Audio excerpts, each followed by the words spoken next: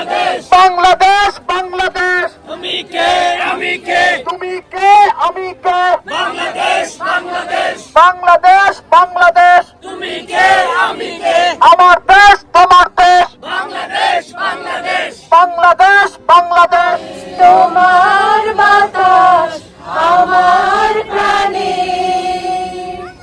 ও মা আমার প্রাণে বাজায় বাঁশি সোনার বাংলা।